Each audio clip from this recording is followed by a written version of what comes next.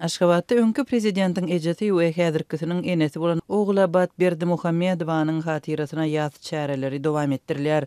Azatlyň habarçylary şu anny ünni planlaşdyrylýan ýaz çärelerine taýýarlyklar barada habar berýärler. Aşgabatdaky Hedreti Umar meçidinde merhum Oglabad Berdimuhamedowanyň ýazyna taýýarlyk görülýär. Bu ýerde sadakka hem berilýär. Bu barada Aşgabatdaky we Liwapdaky habarçylar 10 aprelde maglumat berdiler. Olaryň sözlerine görä hatyrlama çäresi 14 aprelde anny güni geçiriler. Häkimetler häzirki we öňkü prezidentleriň hossarynyň 7-sini bellemegi planlaşdyrýarlar. Bu aralykda merhumyň ölen senesi resmi habarlarda çap edilmendi. Ýurdun döwlet we ýarym resmi habar beriş serişdeleri 86 ýaşly Oglabad Berdimuhamedowanyň aradan çykanlygyny 8 aprelde öýlen habar berdiler. Emma onuň ölen gününi we sebäbini ma'lum etmediler. Şol bir wagtyň özünde de onuň ölümi baradaky ilkinji habar bir gün öňünden 7 aprelde Täjikistanyň prezidentiniň web sahypasynda peýda boldy. Şonda Täjik prezidentiniň resmi gynançaty merhumyň ogly Gurbanguly Berdimuhamedowyň we aktygy prezident Serdar Berdimuhamedowyň saglyk gününi bellep müňler çadymyň gatnaşdyrylmagyndaky velosiped ýörüşlerine we beýleki dawaralara gatnaşyp ýören güni peýda boldy.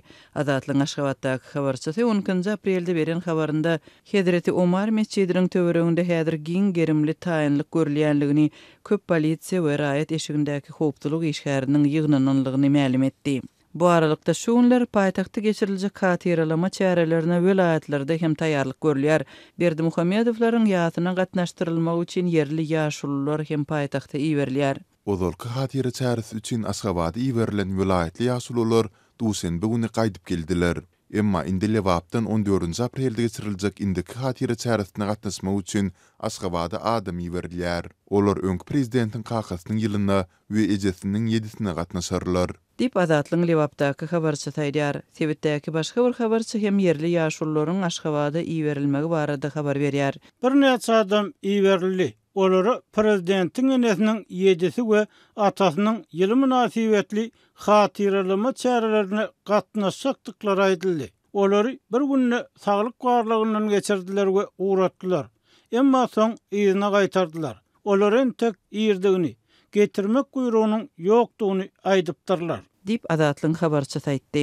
Öňkü prezidentiň kakasy we häzirki prezidentiň atasy Mälikguly Berdimuhamedow 2021-nji ýylyň 18 aprelinde 88 ýaşynda aradan çykdy. Ol 2 ýyl mundan ozal ýogalanda tutuş ýurt boýunça ýas tutulupdy. Irata adyndan 3 günläp toý geçirmek gadagan edilipdi. Türkmen resmiýetlerine merhumyň 40-na çenli saçlaryny sirmek we kelletine tahyýa giymek tapşyrylypdy.